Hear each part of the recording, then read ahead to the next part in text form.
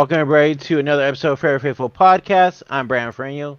Joined by me is my co-host Christian Dyer, and our other co-host, as always, our boy Deon Johnson from Nine Gang Podcast. How we doing, fellas? Good, man. Doing real good, man. There's so much 49er content going on tonight. God damn. Yeah, I saw that too. I'm Like, like, there's so damn. many, man. This franchise has more content creators than any other franchise in the fucking league. Yep. I challenge anyone to show me a team that has more content creators than us. Flat out. That's because nobody in the Bay wants to go outside. You said what? Nobody in What? the Bay wants to go outside. Oh man. I Stay can't inside with you. podcast. Walk outside and step into some homo shit. No mom is. That's good. All right. So That's what I said. we're gonna go ahead and get started. We're previewing 49ers versus Texans, the final preseason game of the 2022 season. Let's go ahead and get started. Let's get your take. Most of the starters will be starting tomorrow, at least the first half, as what Kyle said yesterday in the press conference. What is your take on this? And do you think Trey and the rest of the starters really need to start tomorrow? Deon, go first. For me personally, it is technically speaking the dress rehearsal game. So you usually will see the starters out there. They usually will get out there for a few reps together, you know what I'm saying, just to kind of make sure that everything is going on. Excuse me. What's going on, Corey? What's up, Corey?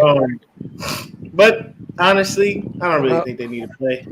You know, it'd be nice to see the true offensive line out there. 49er Chanel was having it. What's up, Joel?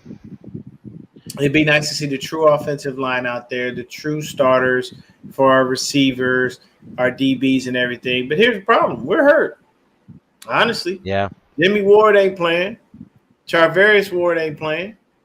Jason Verrett just got put on the PUP list, so he ain't going to play till at least week 4, week 5. Yep. So there are guys, mainstays that you probably won't see. Now, on the Texas side of the ball, as I was reading their website and taking a look at what they're going to do, they are putting guys out there. They will be missing a pair of offensive linemen along with no Brandon Cooks. So you'll probably see a lot of backups for them. And then, you know, you have Davis Mills, who's 23 years old but looks like he's 45.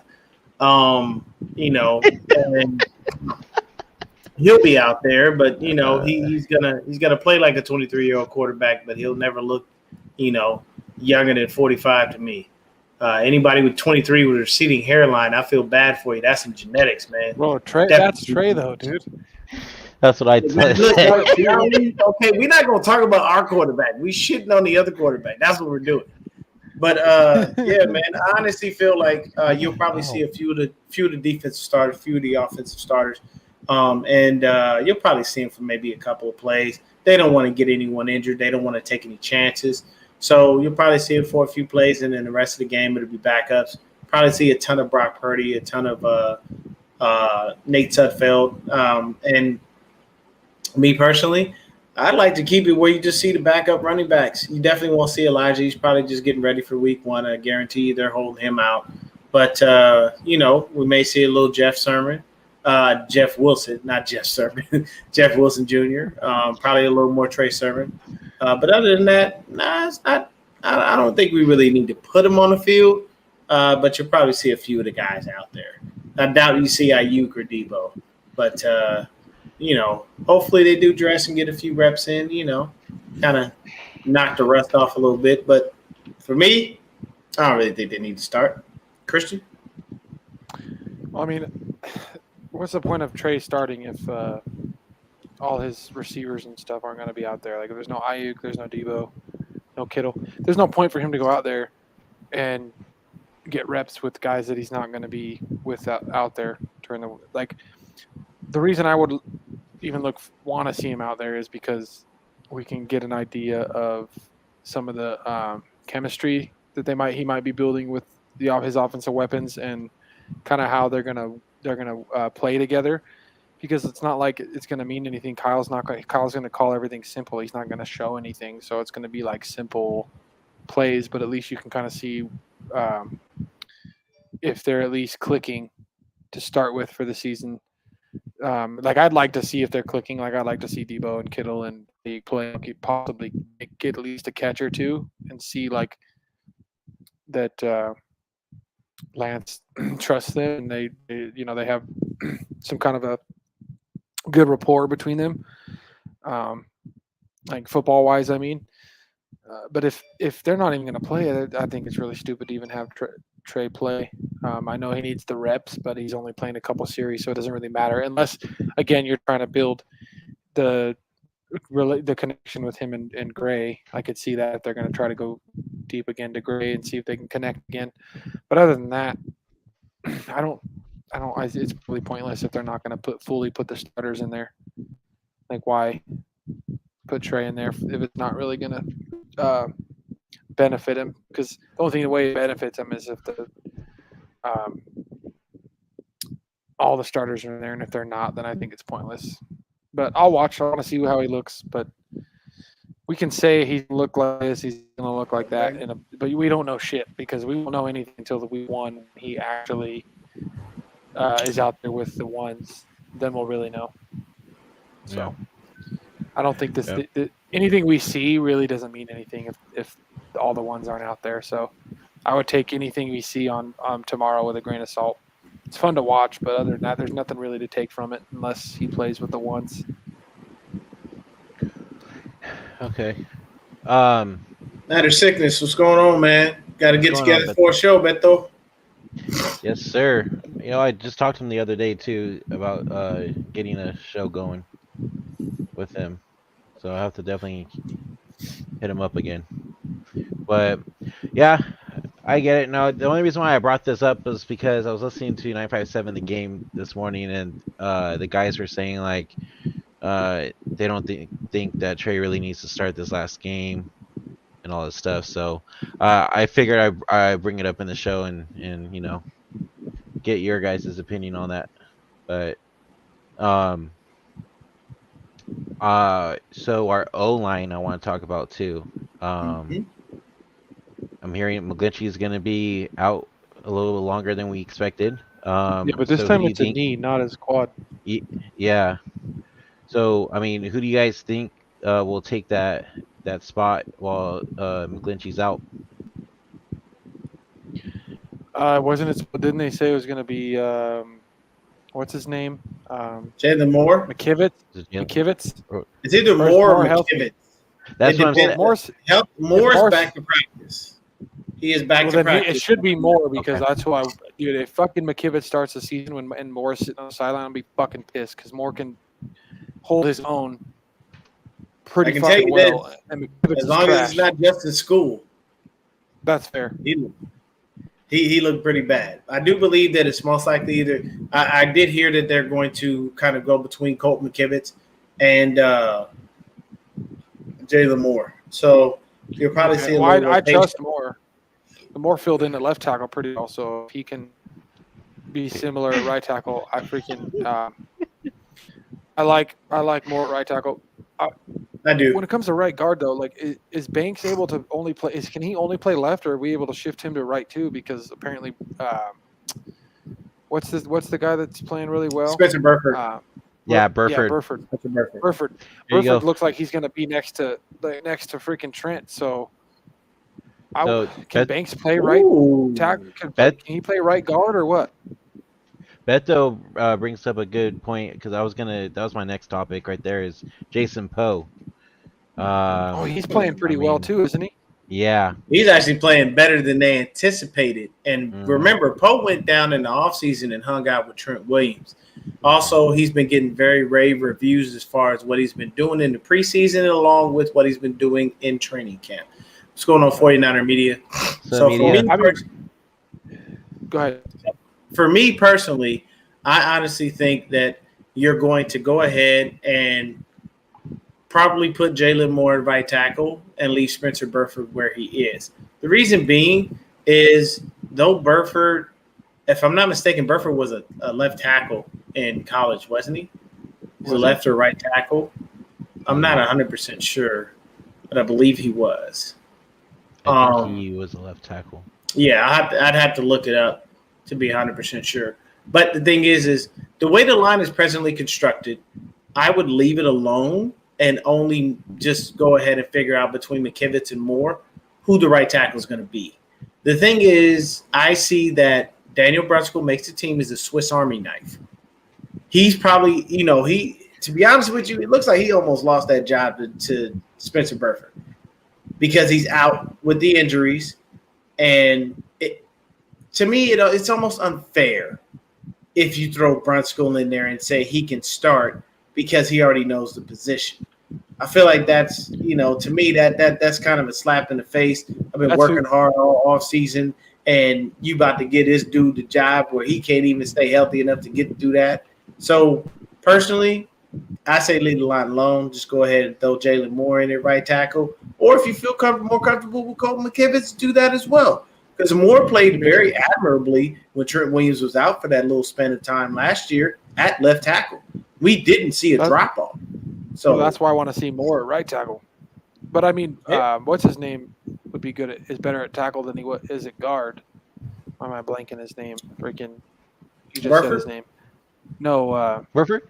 Jason Pope? McKivitz? McKivitz? No, the freaking – what's his name? He's normally our guard. He's only good against down. Oh, Daniel Brunskill. Brunskill. Yeah, Brunskill could play right tackle. He probably – he'd be fine at tackle. Yes, you are crazy that you have Moore not making the roster 49er media. There's no way that he gets cut. It just doesn't make sense. I'd honestly rather see him at right tackle. And then if McGlinchey comes back and is playing well, then we have more to either tackle or go down. But why would Poe go left guard? Isn't that where Buford's going to go? Or are you going to put a Buford at right guard? Well, I mean, here's the thing. The number one thing about our O-line is we have good problems to have, right? True. So yes, that's true. When you're confused about what guy to put where because everybody's performing well enough, then that's a good problem to have. You know what I mean? Right. So for me personally, go ahead. We got 3 guys right now that can play guard probably on either side, and that's been our biggest weakness. So to think that we have to decide between 3 guards is good because that's been our biggest weakness the last couple of years. So yeah, it's and Kyle, he's very big on versatility. He wants you to be able to play multiple spots. And I honestly feel like we lucked out with Spencer Burford coming along the way that he has, being able to play that right guard spot. And we also lucked out, with the unfortunate injury to Daniel Brunskill. I don't wish injury on anyone. But for me, this worked out perfectly because I didn't want Daniel Brunskill starting the center at all, period. No, I like Rendell's Mariah, center, right? what's up? Yeah, what's going on, Mariah? Hey, man, Friday, her show finna be popping. It's going to be It's the 1-year anniversary, and they are going to go live. I will tell you this, Mariah, if you need me, I am there. I will be glad to hop on. I'll probably be on the road to Cali because I got to go out there. Shout out to my baby, my oldest daughter, Caitlin. Happy birthday. Daddy loves you. Happy birthday. And then the craziest thing is on Friday, it's my mama's birthday. So that's my aunt's birthday Friday. Really? Yeah, well, I'll be in California this weekend happy early birthday to your aunt, man.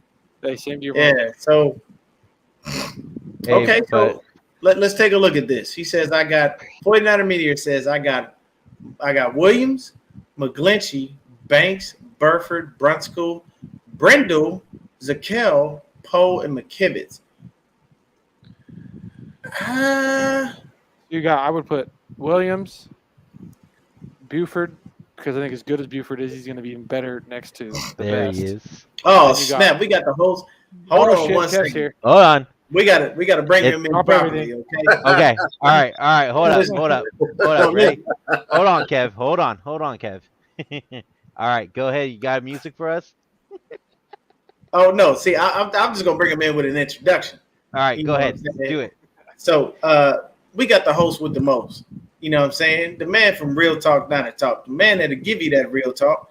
The man that'll tell you that slick talk. The man with that Bay Area slang. the man who drives a big Silverado tells you to get in and take a ride, and he'll take you on a journey that you ain't never been on before. Silverado Kev is in the building, people. Give him a round of applause. Yes, sir. You know what it is, right? Yeah. Real Talk, Damn Niner it. Talk's own Silverado Cat. You know, Man, hey, I appreciate y'all, man. Y'all got me through my workout today. all right. Thanks for tuning I in. kid you not. Like, I kid you not. I be in the gym and I be dying, and people be looking at me like I'm crazy, and they'll be like, "Yo, like, why you over here laughing?" And I'll be over here like, "Oh man, I'm listening to a podcast, man. Don't mind me. Do your thing. Do your thing." And then somebody will be, "Oh, what you talking about?" And I literally, honestly, have had people come up to me because they'll see me. I always have a Niner hat on when I'm working out. Like 9 times out of 10, I'm always, I rep the gang all day. So they're looking. I remember while I was watching one time, this other dude walked up to me. He was like, "Yo, you a Niner fan?" I'm like, "Yeah." He was like, "Oh, okay. You from the Bay?" I'm like, "Nah." So we had a little conversation. And he said, "What you watching?" I said, "Oh, this is Real Talk Niner Talk. This is one of the podcasts that I watch. We got so many creators. I do content myself. On the spot, dude, subscribe to y'all and me at the same damn time." Oh, damn, that's what's up, man. So whenever I see other Niner fans, I try to talk up all of us, whether it be Faithful, us, Mariah, Breeze, all of them, to tell everybody like, "Yo, man, tell a friend to tell a friend." You know what I'm saying? But we were just talking about the O-line, Kev, and trying to see, what we think is going to happen with that O-line, because we don't believe that Mike McGlinchey is going to be ready for week 1. So we try to figure out what we do in the right tackle. What are your thoughts on that? Right tackle is definitely a question mark. I thought we signed the dude from the Bills, Mills. Yeah, Jordan Mills. No pun intended. Mills from the Bills. You know what I'm saying? But I think he gave up a couple pressures the other night. You know what I'm saying? So that'll look good on the record. But I don't know, man. I just heard you say something on McKivitz. If that's who looks the best, I mean, you put the best 5 out there. But I got 2 words for you, though. I got 2 words for you. God damn it, Jason Poe. Oh, yeah. You know what I'm saying? Let's go ahead, man. Hey, I won't be mad if from left to right it was Silverback, Poe. Who the center? Jake Brendel. Brendel, yeah. I don't know what a Brent scale. So Brendel, I guess. Buford, then, right? Oh yeah, Buford's been a monster too. You know what I'm saying? And then so Buford would be right if you had Poet left. That right tackle would need to be showed up by McKivitz, Mills from the Bills, or more whenever our boy get healthy. Aaron Banks, yeah. Hey, you know what, Banks? I ain't really heard a lot about him. You know what I'm saying? I haven't either. So I guess you take Banks as no news is good news. You know what I'm saying? Yeah. Because you don't hear nothing negative, you don't hear nothing positive. You just kind of leave it the same way. But why do we say Burford? Burford. Don't say shit. I'll be silent. Oh, look, you see that now. See, purposely, this what 49er media doing. He trying to make us roll our R's, okay? That's what you're doing, all right? Burford. We ain't doing all right? Burford. That's what it is. That's what it's going to be. Hey, so when I went to the game in preseason week 1 against Green Bay, I actually met Burford's mom. Oh, really? That's cool. Stadium. That's awesome. Tight, dude. Yeah, let me see. Is he drafted or we get him late in the late round? No, we drafted Burford. Honestly, they've been saying he's been like a first-round pick. That's what they were saying. Yeah. Pretty sure Fun fact in the building. What's going on, man? See? Okay. Oh, that's awesome, man. Yeah. So that's great. See, the cool thing is, and see, you don't let me meet somebody's mama at a game, because the first thing I'm gonna tell her is anybody give you some problems, you let me know. You know what I'm saying? Because I mean, that's somebody's mom's. Like, I think who was it? Was it Chris Paul? Or it was somebody in the NBA playoffs, man, and their moms was low-key getting harassed. Chris Paul. Chris Paul. Yeah, it was CP. And see, Here's the thing about that. People, you got to understand these are still human beings. Don't think as a basketball stars that they supposed to be poised and perfect at all times, or that they're sports stars that they should be poised and perfect at all times.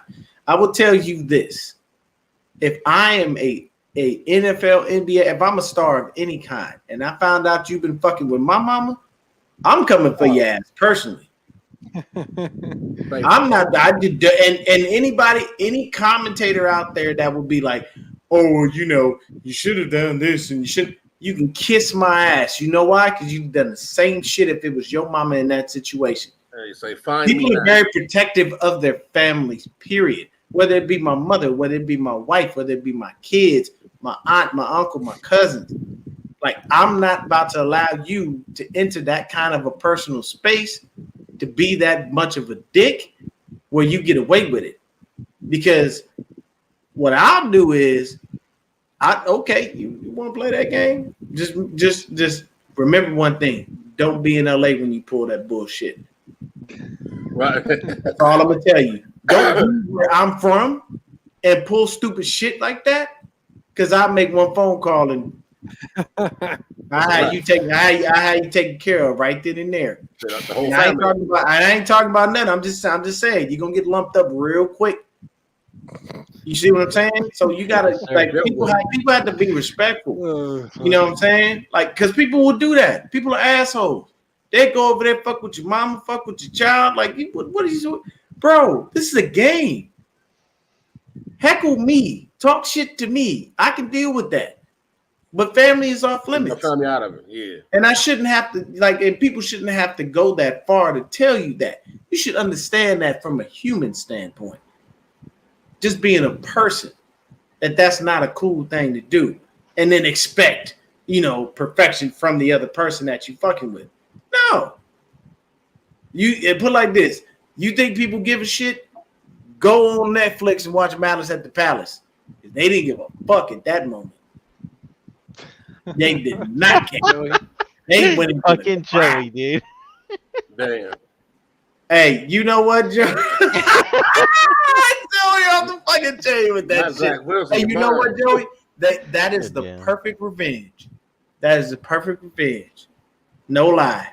You go ahead. Oh, you want to do that? That's like, wait, oh, you know what? Jesus. That's all right. Okay, cool. Yeah. Good. Come on. No. Hey, look, I make millions of dollars. Come on. Yeah. Uh-huh. Brandon, come home, you're gonna be calling me stepdaddy. Go back to the comment about Mason. About Mason? I was gonna address that one. Where is it at? Yeah, McKivitz did play way. CG Ruthless said McKivitz played better than Justin School. Yeah, he definitely did. Justin School was like a fucking turnstile. Where the hell is that motherfucker? Was just getting beat. Right? He was just getting himself killed, man. It's just bad. But in this game, like I stated earlier, the Texans seem to be trying to play most of their starters outside of two offensive linemen and Brandon Cooks. I think what the Texans are doing is using this game as a measuring stick to see if what they currently have in place is going to be able to withstand what we got in place. They're using us as a measuring stick, and I'm gonna tell you right now, you're gonna fail because if we try, let me tell you this: if you put Nick Bosa, Javon Kinlaw, Eric Armstead, Drake Jackson, and/or Samson Ebukam, or Kerry Hyder, for that matter, if you put that line out there, I'm gonna pray for Davis Mills' life. He gonna die. Not literally, figuratively, but he gonna die. And I ain't, and I said it the way I said it because that's the way it's gonna be.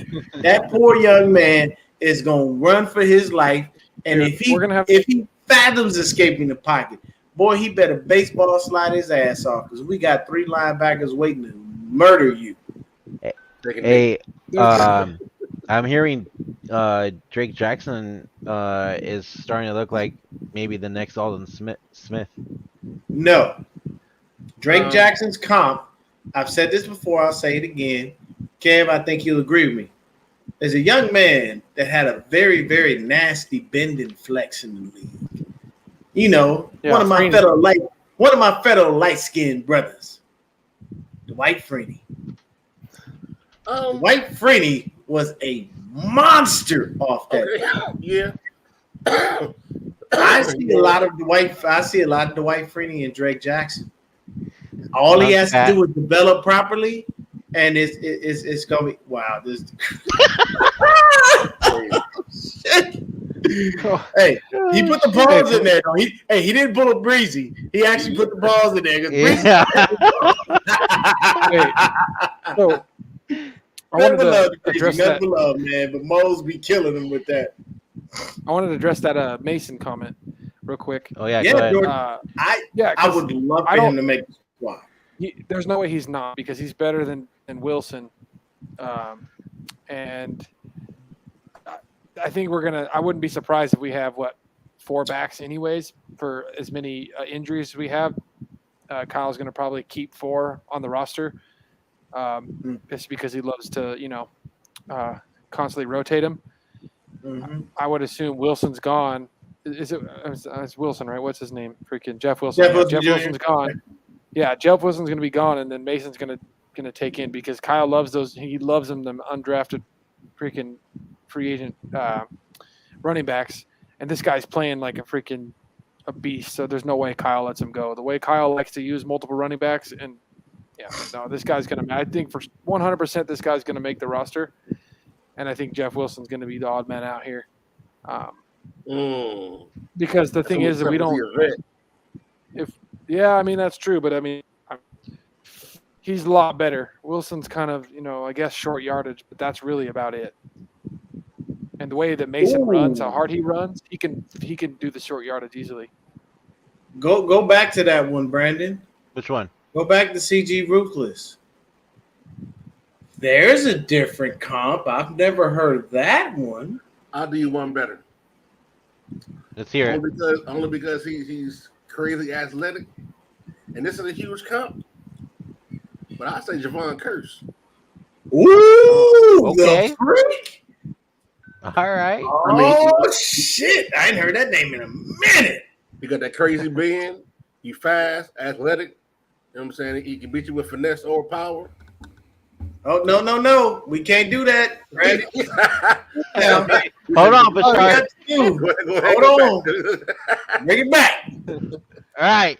Rewind. So let me tell you this. We got a fearsome foursome in the building right now with me, Lefty, Kev, and Brandon, along with Silverado Kev. So see, Kev takes you for a ride in the Silverado. He tells you to sit back.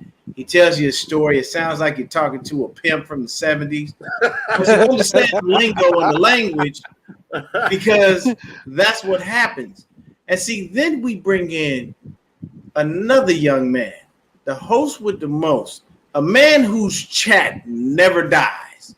It is always as live as possible. It's almost as live as he is. 49er minded. Bashar is in the building, goddammit. What's going on, baby? What's up, Bashar? I was under the impression that I wasn't welcome. I was about to bounce. What up, man? Hey, good to be on here with you guys. Last minute for me. My equipment none of it was set up, so I just went through the past 20, 30 minutes to set everything up. So. All good, brother. I just like to bring people in the way they're supposed to be brought in. You know what I'm saying? So good to see you guys, man. Mm-hmm. Same. And who is any of you? Are any of you guys going to the home opener? That's what I guess Seattle. No, I will not be there.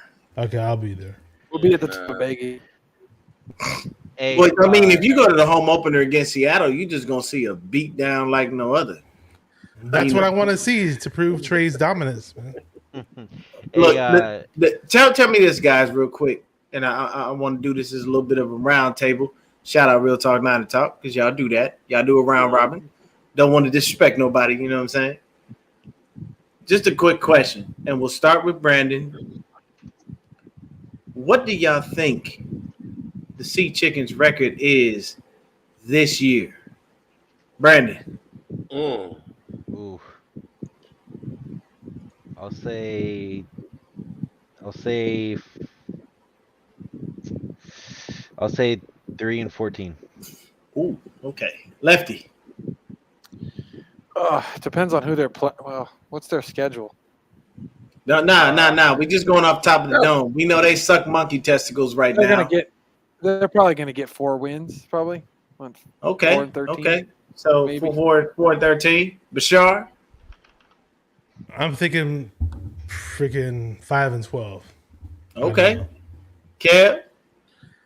Yeah, as much as I hate I would love to bash them. I had to see a finished product in a real season, so I will say they'll probably be picking top in the draft. But as far as the record, I'm not sure. Pete Carroll gonna find a way to eke out some wins, man. So he'll be in the top 10 of the picks. Yeah, they're gonna be picking towards the top 5 or so in the draft. Get one of the quarterbacks. You know what I'm saying? Okay. How Shaban, welcome to the channel. Haven't seen you before, but 1-16. I like that shit. I like all of it. Shit. I hope these motherfuckers go 0-17. I don't know though, Deon, because they're gonna get about it. You get one of the quarterbacks. If they lose every game in the division, that's 6 games. Automatic, off rip. Yeah, but they're not. Hold on. Let's be fair though. No team loses every game in our division, ever. No, yeah, that's true. Yeah, our division is unfortunately crazy competitive. We cannibalize each other. You know what I'm saying? We should sweep them at least. Yeah, I will tell you. But they're going to beat the Cardinals. They're going to beat the Cardinals in a weird one, or the Rams in a weird one. Quite possibly, and that's okay for us as long as they don't beat us. I don't give a shit. That's true. The other thing, Bashar, before you came through, brother, we were talking about the right tackle position and the fact that McGlinchey, unfortunately, isn't ready right now. Who do you feel should possibly be able to take that position up and get on that field for us? The word out during camp, I mean, they were saying McGlinchey looked pretty solid at times, and when McGlinchey and Williams were on the field at the same time, Trey had his best production. So, but then the injury question comes about, so who knows if he's going to be ready. So I was pretty excited when they initially brought in Jordan Mills because they said, oh, well, he was on his very first day, he was winning his one-on-ones, all of his one-on-one battles, and he has experience as a starting right tackle. I looked up his resume, and he's definitely got experience as a right tackle, as opposed to guys like Jalen Moore more so. But when I saw Jordan Mills in this past game, I was like, whoa, what's going on here? Come on, man. I know people rag on Glitchy, but what you just did was some turnstile Matador bullshit, man. Like, please. now maybe he's not used to certain line calls and he's not used to the system and he's still getting acclimated. And I hope that's the reason. I hope he can step up because I don't want our guys to suck. So we'll see what's going on. But I'm guessing it will be him. But it sounds like they're penciling in McKivitz. So I don't know. We'll see. Okay. I'll say. Go ahead, Brandon. No, I just want to give a shout out to Izzy for always, tuning into our show all the time. We really appreciate it. Melissa, consistently, man. She supports every content creator, man, big or small. She rolled with us all, man. So shout out Izzy, awesome. Man. You know what I'm saying? Yep. Hats off to you, for always continuing to support us. She hangs out with me and CG. And Antonio and sometimes OG 49er over there on the round check whenever she can make it. So we always appreciate Izzy. And the cool thing is, man, like I say, it's always good to have a woman who knows her shit.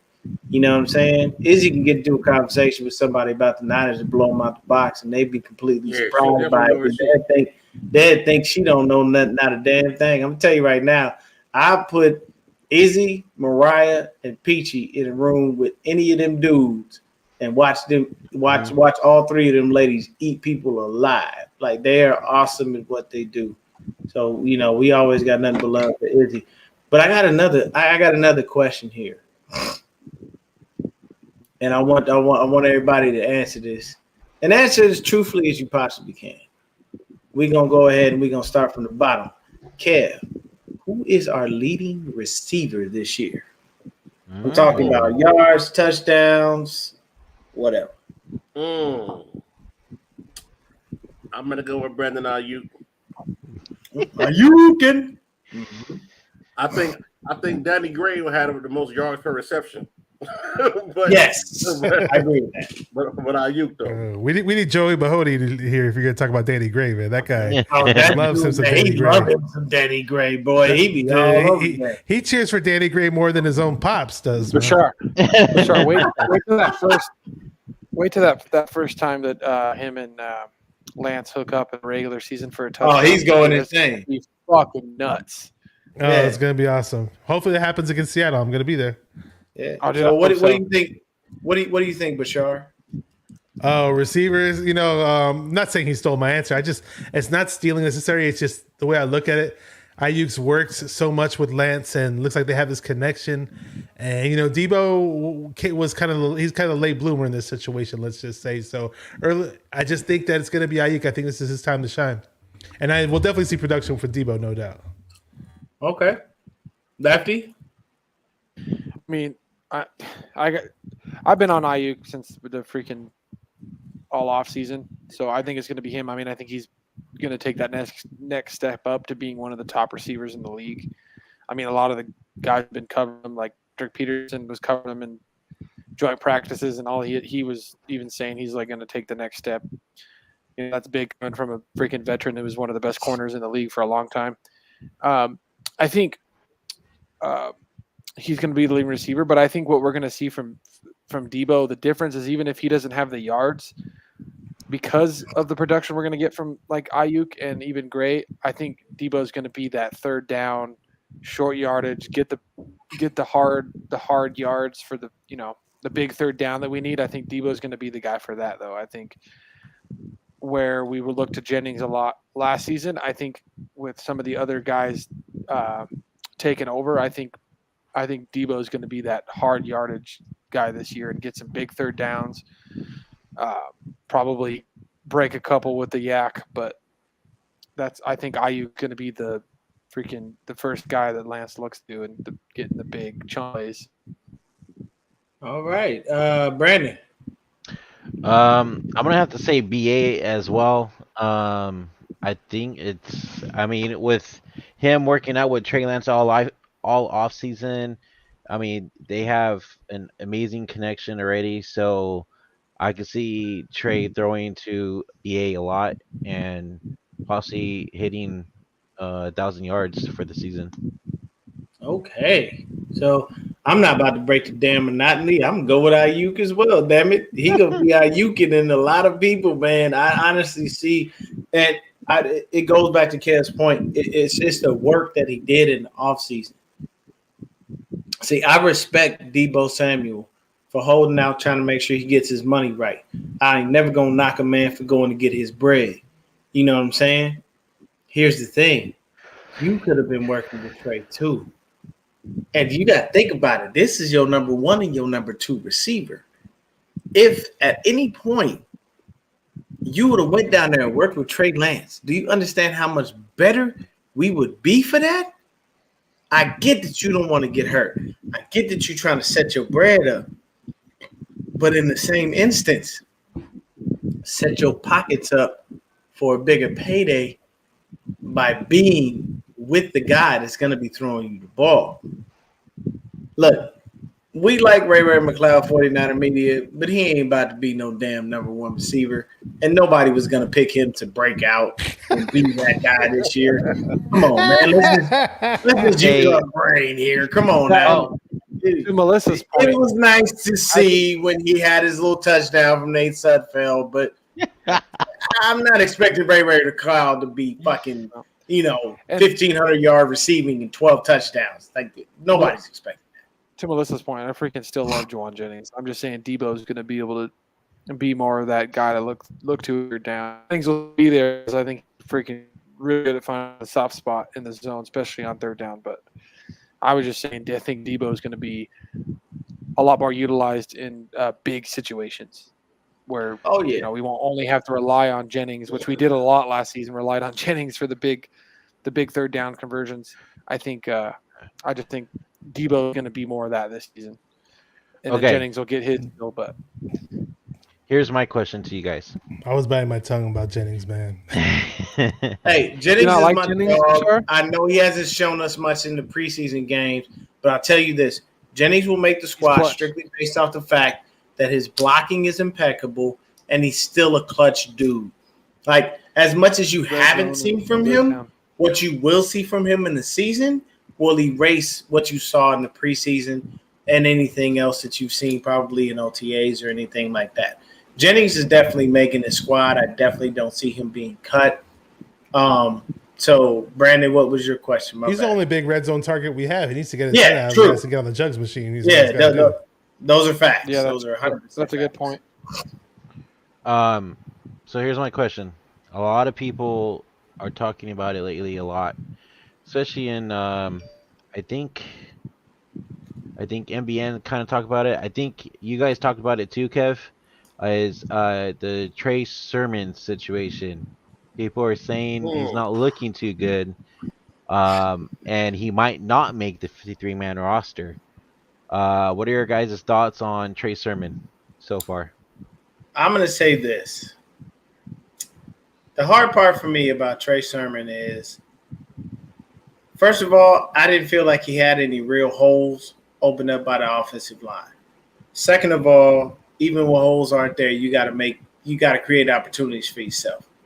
If you see the hole closed, don't run into it. Go away from it. Bounce it out. Move. Do your thing. The only issue is with Trey Sermon, he back there tap dancing, when he starts running. The thing is you either got to be a north or south or an east or west guy. You can't necessarily be both. You can, but when it comes to a hole opening up for the line, you have to make a decision and you have to make it fast. Because in a split second, somebody's in your face ready to tackle you. But here's what I would say. Do I think that Trey Sermon makes the team? Yes. The only reason I think that Trey Sermon makes his team is the fact that he was a third-round pick. And you don't just give up on third-round picks that quickly. So will he wind up being a constant contributor to the squad? That's a question mark. But if he's going to make the team, yeah, I would have to say so. I don't think that and the crazy thing is Kyle doesn't give up on his guys. And this system is built to make running backs look amazing.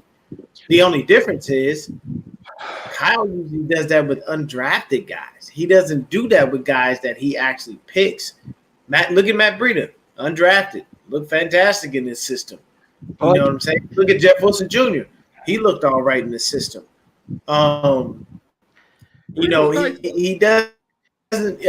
Elijah Mitchell, a late round pick. He looked fantastic in the system. So this system is built to make running backs look great.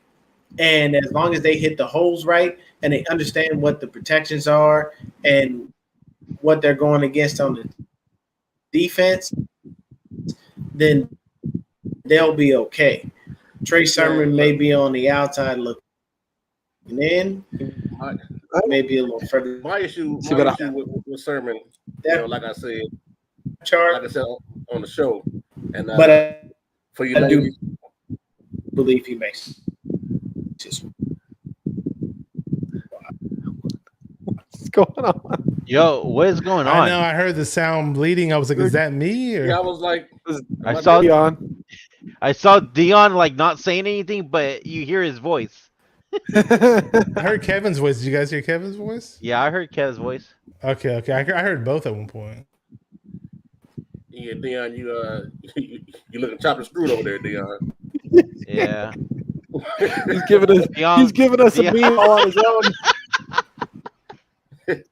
Like you're taking steel shots. Oh, Get him, Joey. Man, my fucking green screen fell earlier. All kinds of shit's going on.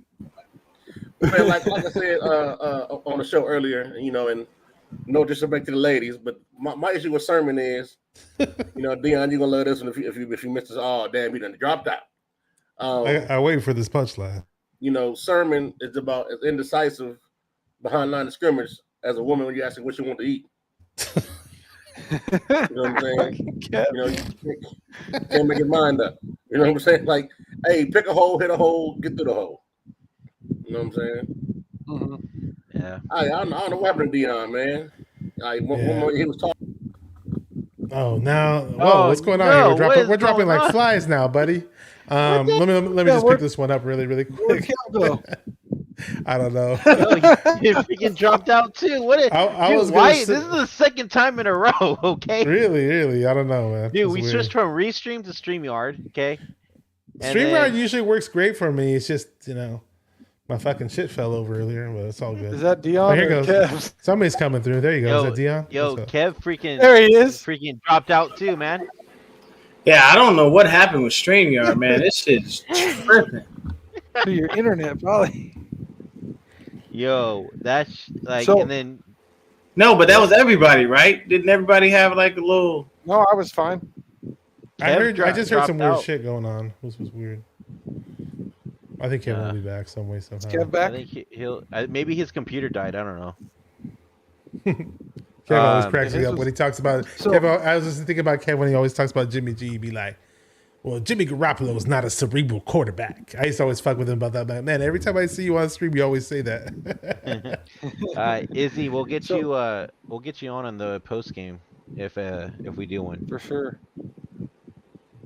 So when it comes to Sermon, I mean, I know I've been a big advocate for him, but I don't think he's gotten even a fair chance yet.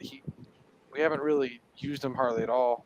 I mean, his style of play was completely useless with Jimmy Garoppolo. So really, the only sample size we have now is a little bit of preseason last year and a little bit of preseason this year, and it's like everybody's making judgment. I'm like, wait until we get to actually see him with Trey in the regular season when we're running an RPO or running a zone read, and Trey takes off for a big gain because they fall for the fake or whatever, because that's what he's good at. Not to mention too, he was injured all season, so we didn't even get to like actually see him play, which he's actually probably one of the better running backs we have on the team at pass blocking. And Shanahan loves that. Yeah, exactly. That's what I'm saying. Like, we haven't seen him. Like, everybody's like, oh, I'm gonna wait until you actually see that play Yeah. legitimately in the regular season, and actually when Kyle puts him in a situation that he was meant for. Like, everybody thinks that Kyle drafted him just to draft him because he's a good running back. No, Kyle drafted him because he's like, oh man, I just drafted a quarterback and gave up all this freaking shit for, all these picks for. Let me go get a running back that I can put in times with my young quarterback that's going to make things easier on him. If we're going to run the zone read, this guy's built to do the zone read. He did it with Kyler and he did it with Fields. And he did it fantastically with both of them. And he pass blocked fantastically for both of them. If you go and watch his film at Oklahoma and Ohio State, that's why they drafted him. And we haven't got to see one glimpse of like the style of play that he's meant for. He hasn't even been involved. They hand him the ball off and have him do a freaking, up the middle. I mean, even the best running backs sometimes in preseason up the middle aren't going to do shit. If you know what I mean. He looked good in that Eagles game. I was rooting for them. I'm like, oh wow, I can't wait to see Sermon this year. And it's like, where is this guy in the preseason? Why does his vision look so poor on certain plays? Now, I know he didn't get the best blocking on certain plays either, but I'm 50-50 on the guy. I really am. I want him to be on the team and I want him to succeed, but if they see something they don't like and Shanahan's looking to go a different direction, I'm like, all right, well, there's nothing I can do about it. I mean, it is what it is. But I have a feeling they might stash away one of these running backs and might come up with some fake injury or something in order to hold on to one of them. I don't know. I'd be surprised if they cut Sermon that soon. But you never know. It could happen. It happened to Joe Williams, right? Yeah. Well, Joe didn't really have that love for football you got to have anyway. Like he retired from Utah. Then we had a bunch of injuries to all our running backs at Utah fucking out. And then they freaking kind of, begged Joe to come back. They told him to come back. Then Joe came back and went off for like 350 yards against UCLA. Oh my God, that was insane, dude. He was so freaking fast, dude. That's why Kyle drafted him in the first place. Because if you get a little that big, dude, and he hits that hole, he's gone. That's how fast he was. But I don't think he ever had that complete love for football you have to be able to do to play in the NFL. And then you add the injuries to it, he was probably like, fuck this. And that's why I think because after he left the Niners, he never even tried to go play with anybody else. I didn't see. Yeah, I was wondering. It's weird that when that happens with the Niner players that we cut, it's like you think that it's like the guys we cut never shine anywhere else. Once they're done with the Niners, it's like they're freaking done for the rest of their lives almost. I think Joe was fine. I think Joe was fine walking away from football because he was fine walking away in college.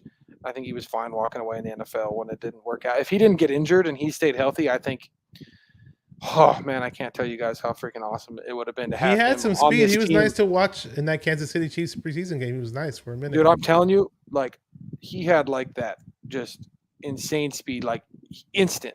I mean, from 0 to 100 in 2 steps, dude. If he would have stayed healthy and got in Kyle's offense where Kyle freaking schemes up holes this freaking big, dude, he'd have been hitting home runs all day. Just that's what sucked that we didn't ever got to see a chance, because just go watch that tape of him against UCLA, dude, and he had over 300 yards. There'd be a little hole. Joe's gone. 80 yards. It's insane. Oh yeah, I'm with you on that one. Yeah. And as far as Mason goes, though, I'll be honest. I mean, I'm Swan Song in the chat. He shares my opinion on this. What's up, Swan Song? Shout out to everybody in the chat, by the way. But like Mason looks good so far. I'm not knocking him by any stretch of the imagination. But at the same time, a lot of people need to temper their expectations with the guy, because we haven't seen him run with the first team. And if he's playing, when he's playing running the ball, it's like freaking 5 minutes left in the fourth quarter or something like that. You know, he runs hard, dude. He does run good. It looks so far so good. Hard. It looks nice. He could be. I'm just saying. I just want to see it. I just want to see it like against the big dogs. You know, the way that he runs hard and with so much heart could be. He could be a goal line short yardage guy too. So like does he? Do they go Wilson and go with the younger guy that doesn't have health issues the way Wilson does? So. You guys see, I know, like, yeah, that's true. And that's what I'm wondering. Like, I don't know enough about TDP. I know he's not really involved in the passing game at all. So pass blocking, passing at all. So that's why everybody's like, oh, TDP and fuck Sermon. I'm like, Sermon can do what TDP doesn't even fucking know how to do. Sermon can catch the ball out of the backfield and actually fucking block. Every time I laugh, my green screen falls. Dude, I've been laughing too much today. Hey, I'm bringing entertainment to the show. What can there you go, man. Poor Bouchard. Izzy said we poor said green that screen. More about like it. Hang on, Elijah. guys. All right. Said that about Elijah Mitchell after last preseason, though. To be fair, that is Jordan Mason this year. Yeah, but Mitchell was a lot flashier than Jordan Mason has been. Jordan's been good and ran really hard, and you could see he runs with a lot of heart, but Mitchell was like fucking flashy as fuck in the preseason. Like, holy fuck, where'd this guy come from? Yeah. So it's fair to say that, but also like Elijah Mitchell fucking smacked everybody in the face. Like, watch this, motherfucker. Hey, so you think out of the running back core that we have right now, do you think who do you think gets cut? Wilson. He's got Deon. He's injury prone. Right? Yeah. He's older. You just keep the young guys. Yeah, honestly, I think that it'll probably be Jeff Wilson and Jermichael Hasty on the outside looking in. What's up, man? Come on now. Close up. I forgot about Hasty, but yeah. Get rid of that guy. We don't need Hasty. Hasty. There we go. That's a lot better. Yeah, I don't know what's going on with the internet, man. It was tripping like a motherfucker. But I'm back. Everything's set up good now, so I don't have to worry about shit falling. So your laptop's flipping out. Here's what I see. Screen's been going down. here's what I want to see. Just on a whole another level tonight, man. Right? Good Lord. What I want to see with the run game this year, and which I wonder if even that's what Kyle's hoping, we need to find that one running back, though, that complements Elijah Mitchell. Like full-on compliments, because the other guys stepping up are going to be the power guys, the tough yardage guys, the three guys behind him. And if we can find that guy that legitimately complements Mitchell, so he doesn't have to get all the hard yards and take the beating that he took last year, and he gets a lot more. He gets a lot less eight-man boxes, and he's getting into the open field. Like, if we can get good confidence from Mitchell, we're going to actually see some of those home runs this year that we kept waiting to see last year, where he'd get a good chunk, but then he wouldn't freaking finish it. I think if we do find that bigger back to complement him this year, I think this run game is going to be unstoppable. Well, I think we have. I think that back is going to be TDP. You know what I'm saying? TDP hasn't looked pretty. He's looked all right this offseason. So I can't say. I just worry about him in the passing game. Yeah, but we're probably not going to be throwing the ball to a dude like TDP. I doubt that highly. So Mitchell or Sermon would have to be in there on third down. TDP would be a third down. If you put Sermon in there, he can block. Fucking Joey. Then if you think you really like Sermon, you can dump it to him too. But most likely he's gonna. If you want, he can block. So if you're gonna throw a deeper throw, you put Sermon in there. And then if it's one you want to, you probably put back. You probably have Mitchell in there on third down. True. I don't doubt that, man. So this last preseason game, I'm gonna call a win for us. We'll go 3-0 in the preseason, make life that much easier. And roll into the season with good momentum. Anybody else think differently? Nope, not at all. Bashar? This team's so. Oh, go ahead, Bashar. Go ahead, rephrase the question. Oh no, I was saying, do you think that we pull the W off tomorrow? Oh, we do. I'd say we do because we're gonna be at home. We're gonna be at home, right? So, I mean, obviously it doesn't matter because it's preseason. The W for me is walking away with no injuries and just seeing some good looks from Lance. So why not? It wouldn't hurt to see a few good looks for us Lance guys out there, or us 49er fans actually, who are 49er fans and support our starting quarterback, right?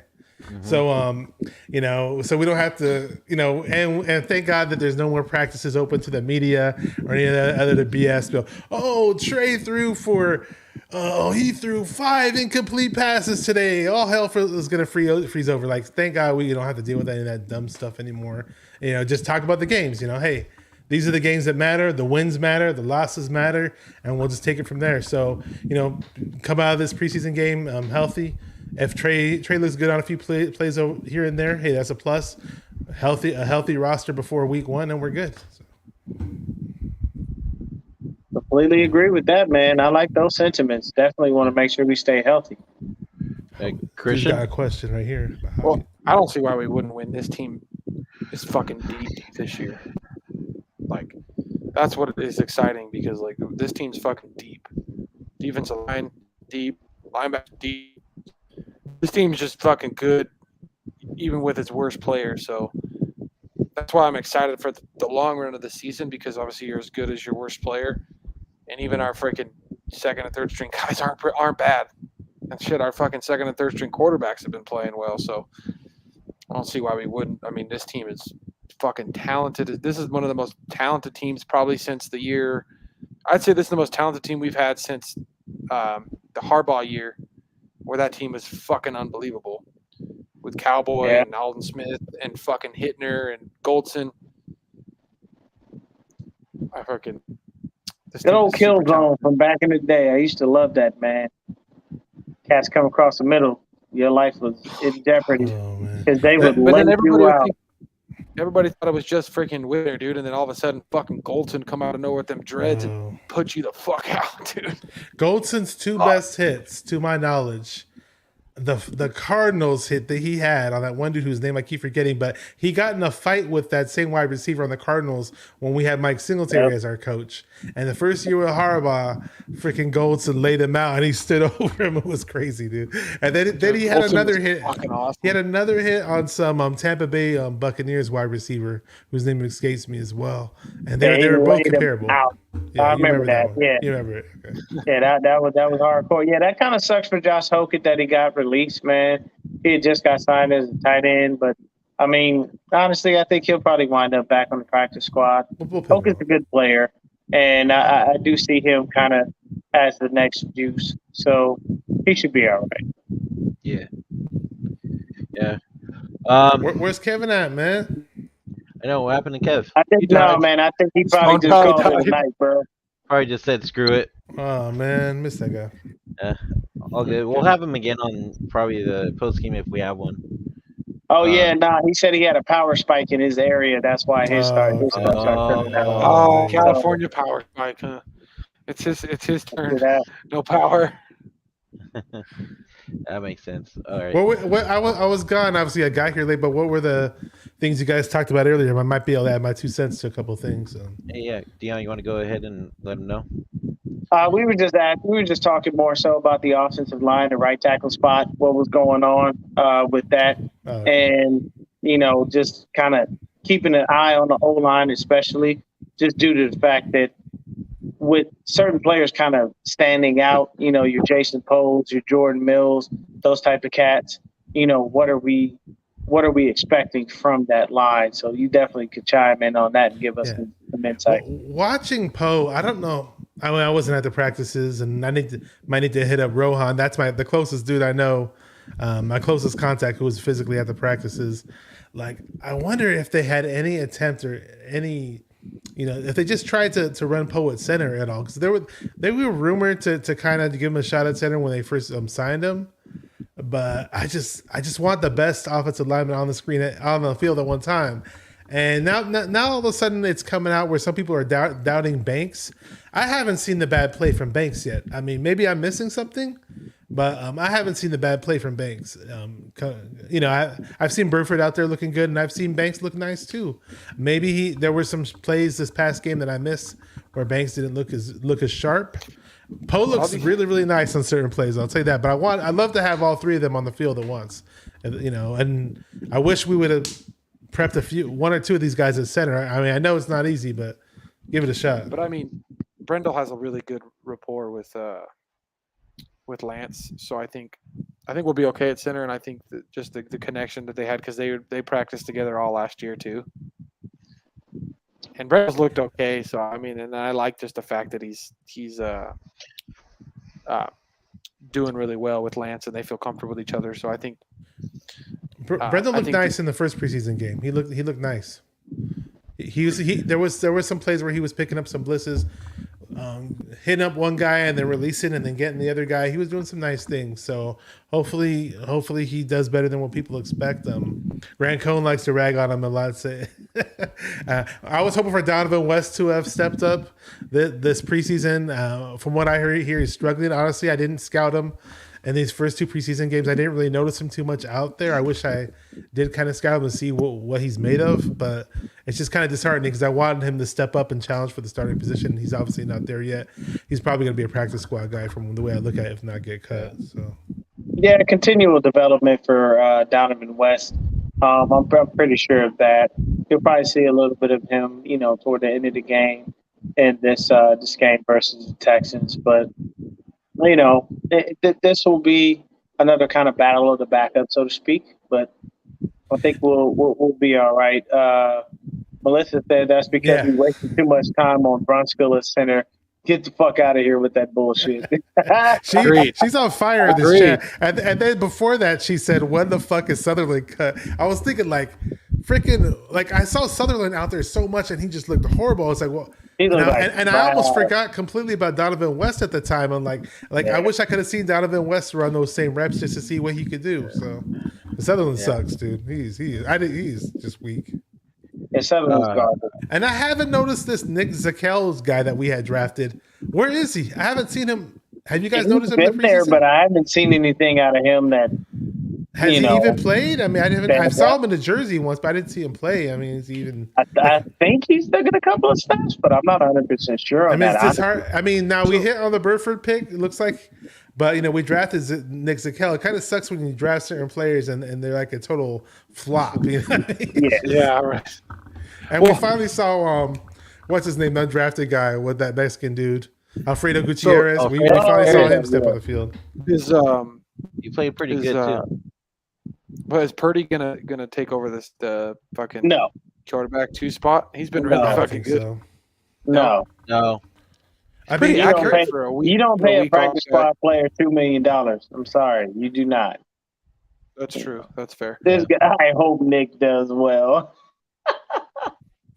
Point out a video. You For- know you're for over here having- bullshitting with that one. For having they see not a very strong arm, Purdy's been pretty accurate.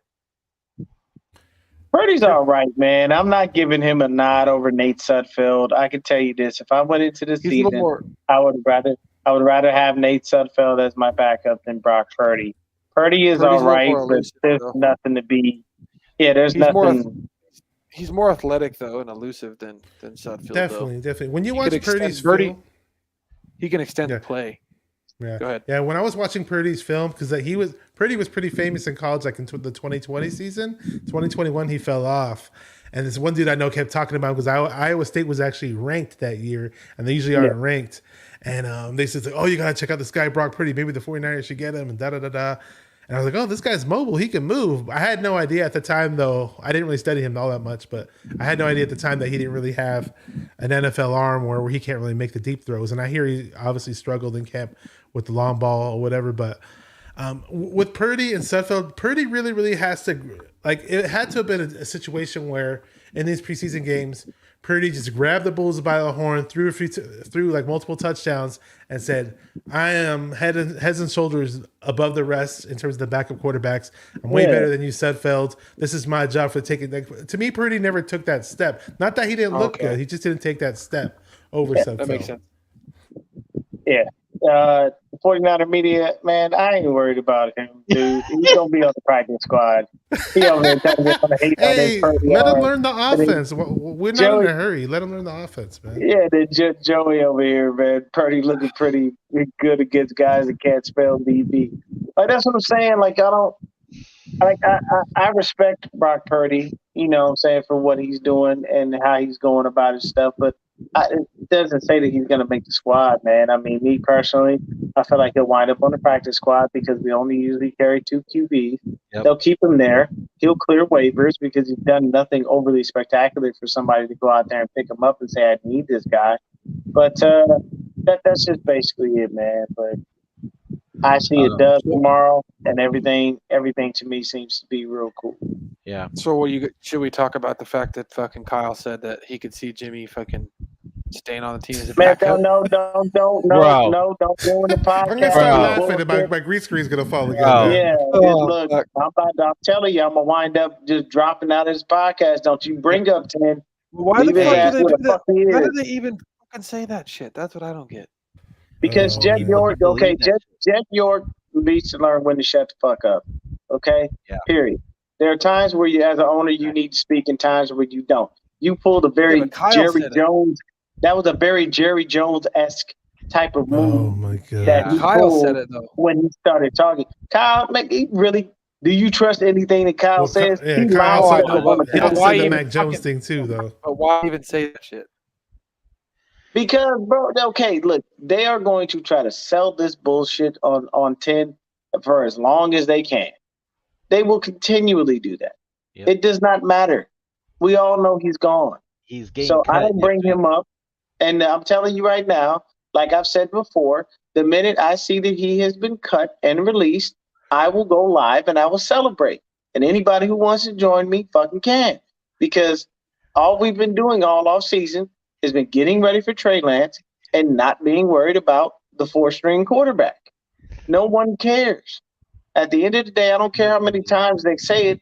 If we go into the season and they actually fathom the thought of keeping him on the roster week 1, then we've got some problems that we need to work out because we got a GM who obviously ain't competent enough. Think about it like this. Look at all the injuries we done had this offseason. We need that money to go sign players if we wind up having people unfortunately injured.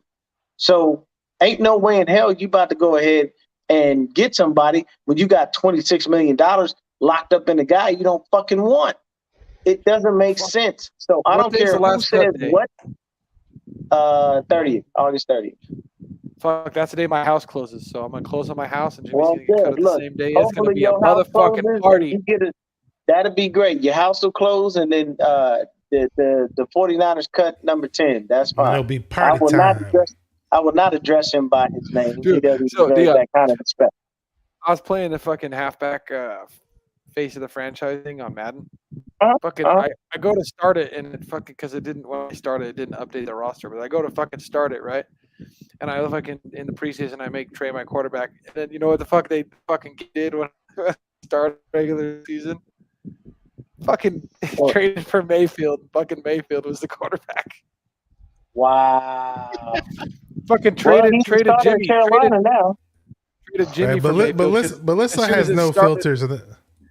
As soon as it started, Mayfield was number 10. I was like, what the fuck? So then I eventually put back in Trey, and I fucking won the Super Bowl. Melissa has no filters in the chat, guys. I'm okay with that, though. I'm okay, because we feel the same way about 10. I don't call him by his name because he doesn't deserve that respect. Yeah. Okay. I can get an OG Spaces mode. You guys know who he is, man. Yo. We can have him on the show, and he can drop all the F-bombs in the world about Jimmy. Hey, before we end this, you guys mind listening to something I want to bring up real quick? Yeah, go ahead. Sure. Go ahead, man. Okay. All right, give me a sec. Boom, boom, boom. Okay. Oh. Boom. Do you think they've handled this well? From the Niners' perspective? Well, no, they haven't handled the quarterback situation well for 5 years. Look, they didn't evaluate Patrick Mahomes or Deshaun Watson because Thank you. Kyle Shanahan expected to sign Kirk Cousins the following year in free agency. So he didn't even bother. They were in prime position to take either guy. Didn't even bother to evaluate. And I think he said that publicly. They didn't evaluate the quarterbacks because they were waiting to get Kirk Cousins. And then they had the bright idea to get Jimmy Garoppolo for a second-round pick. And Kyle Shanahan got talked into doing that by someone instead of waiting till the end of the season and getting Kirk Cousins. And then when 2020 came around and Tom Brady wanted to play for the 49ers, that was his first choice. And they evaluated, and they've admitted that. They evaluated, and they decided to keep Jimmy Garoppolo. And I think what happened was you capped the 2020 season with two guys you didn't bother to pursue, Patrick Mahomes and Tom Brady, squaring off in the Super Bowl. I think that caused somebody to blow a gasket and get desperate. And that's when they make the trade up to get in position to take whoever was left after Trevor Lawrence and Zach Wilson. And there's still that debate. Did Kyle Shanahan want Mac Jones?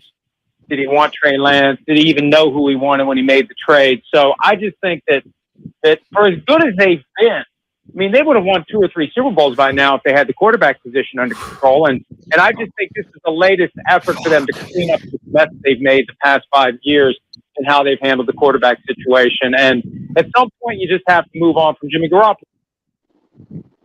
Fucking goddamn it, dude. He's not wrong. Wait. I'm sorry, man. I can't do this Mike Florio piece of shit. First of all, he's a failed attorney. And now he thinks he's on top of the NFL.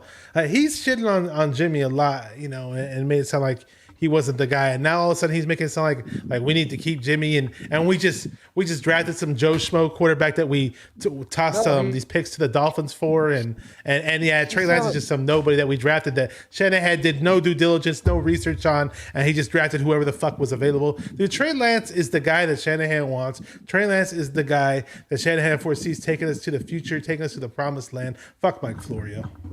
But hey, tell him how it is, Bashar.